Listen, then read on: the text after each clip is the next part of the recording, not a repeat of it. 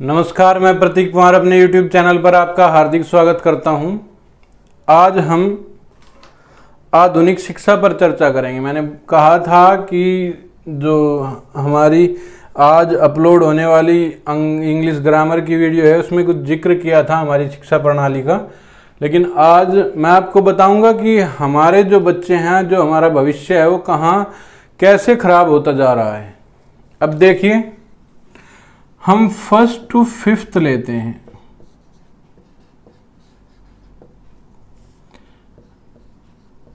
Nursery to UKG और 6 to 8th, 9 to 10th, 11 to 12th।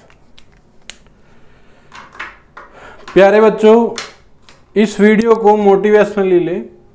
मैं आपको बता रहा हूं कि भविष्य जो है हमारे बच्चों का वो कैसे बिल्कुल उजड़ चुका है। 2 साल से तो बिल्कुल खत्म ही हो गया है। अब शुरुआत करते हैं नर्सरी टू यूकेजी।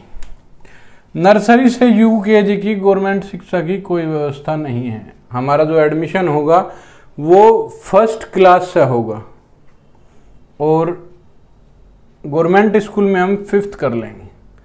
अब मैं आपको बताना चाहता हूं कि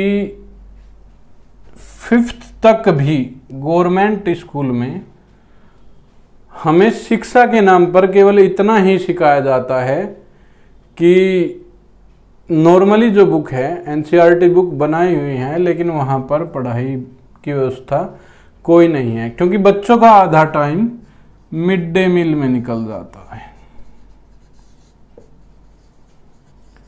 मिड डे मील, यही रोग यहां पर भी है। 6 to 8th।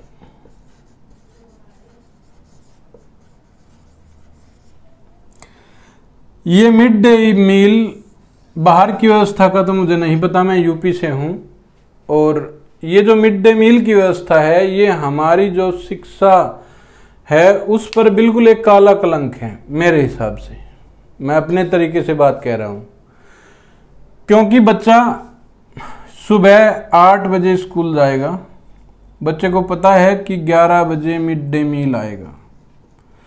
बच्चा उसे देखता है, बच्चे को ये नहीं होता कि तुम्हें पढ़ना है, लेकिन बच्चा मिड डे मील पर बड़ा ध्यान रहता है। उसके बाद वो 12 बजे तक, 11:30 तक अपना खाना खाता है और उसके बाद फिर से क्लास शुरू हो जाती है। 1 बजे छुट्टी हो जाती है, बच्चा घर आ जाता है।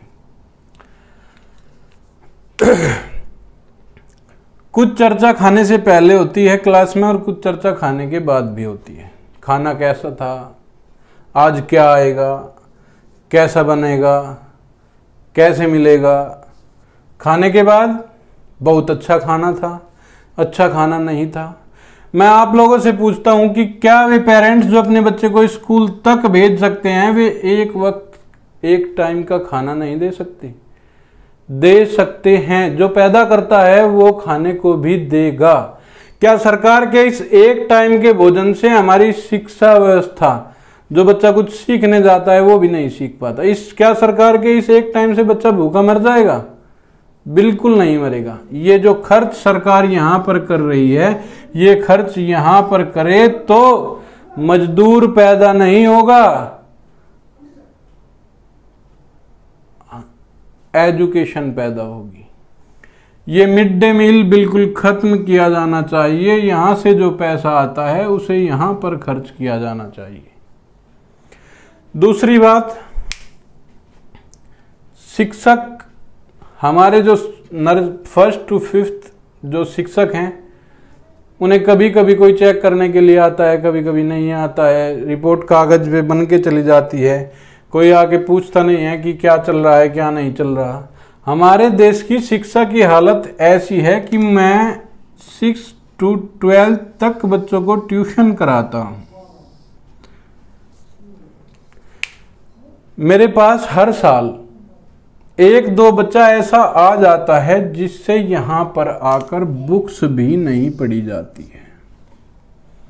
अब सवाल उठता है कि वो यहां से यहां कैसे आ गया।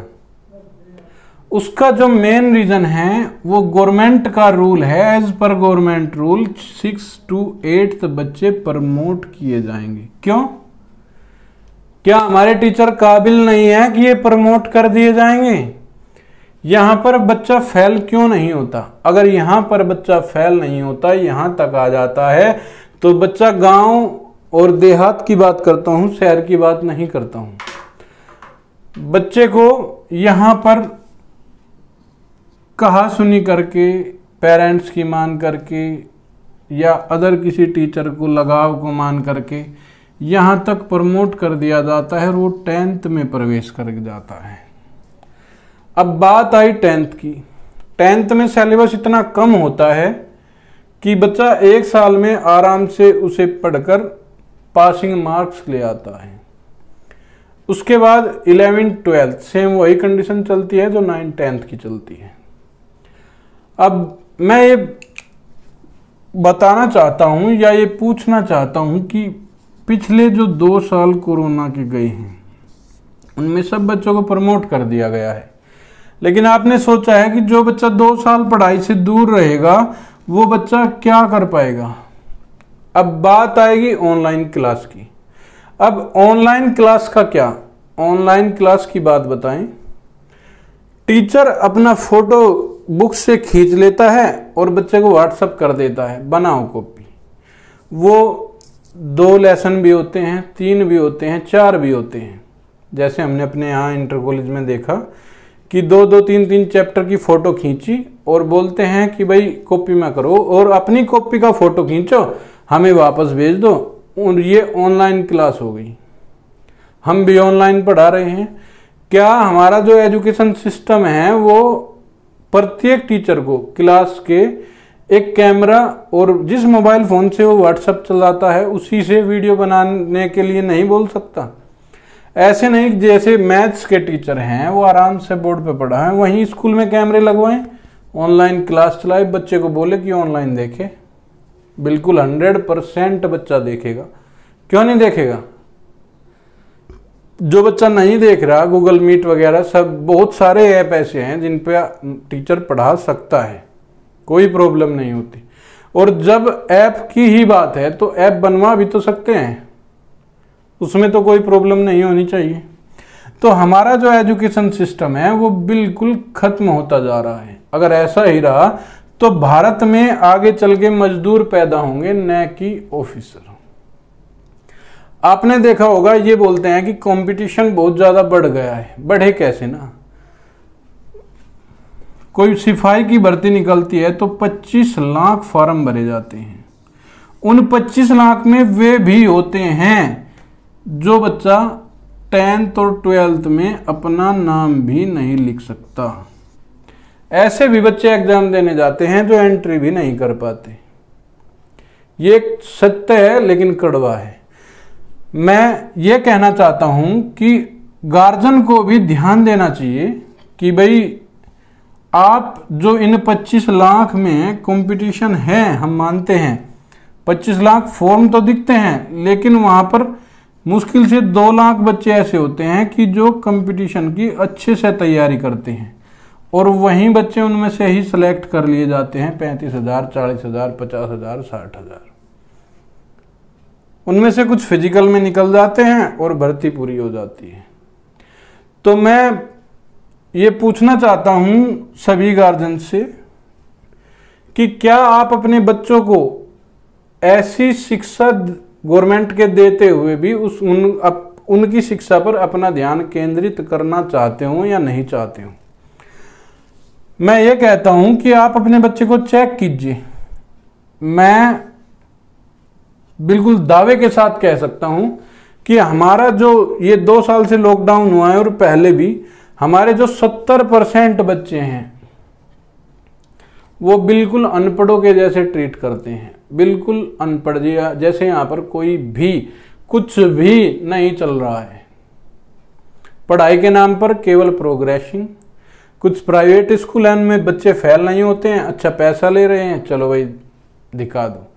आगे एक क्लास 9th में है 10th में डाल दो, फेल होगा पास होगा वो इसके सिर। तो मेरी ये विनती है कि जो ये 6 to 8 जो ये पासिंग लगाई हुई है इसे हटा देना चाहिए।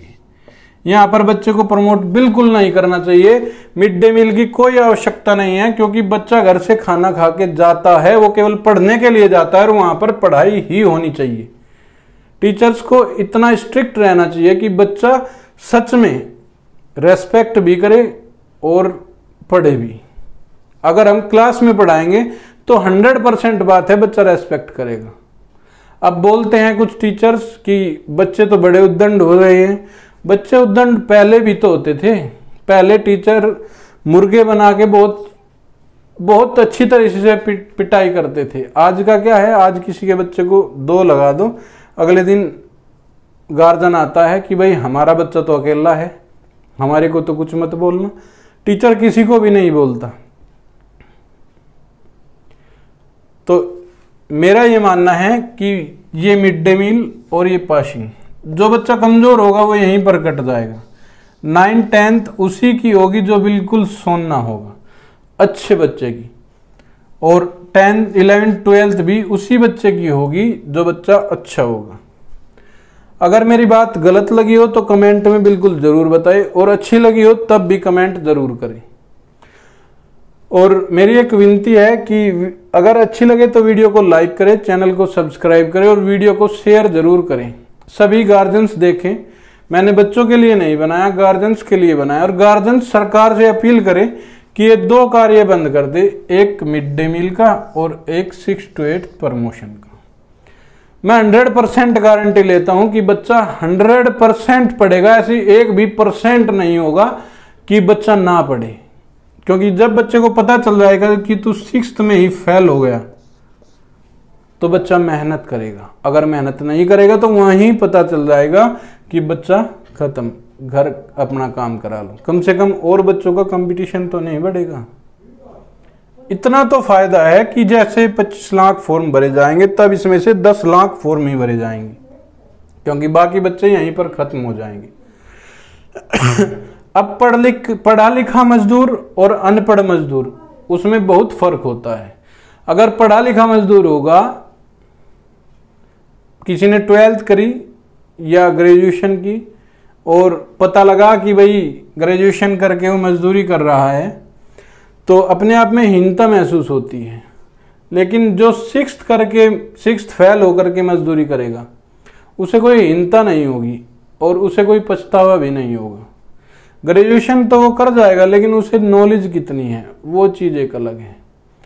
अगर आप सर्वे करें और देखें या टीचर्स का भी इंटरव्यू ले, मैं कई इंटरव्यू टीचर्स के फेसबुक वगैरह या अदर व्हाट्सएप पे देखता हूँ कि जैसे जो हमारे पत्रकार भाई हैं वे टीचर्स का इंटरव्यू लेने जाते हैं, उनसे जो प्राइमरी टीचर हैं उनसे राजधानी के नाम तक नहीं बताए जाते, मुख्यमंत्री के नाम तक नहीं बताए जाते और प्रधानमंत्री राष्ट्रपति के नाम तक नहीं बताए जाते।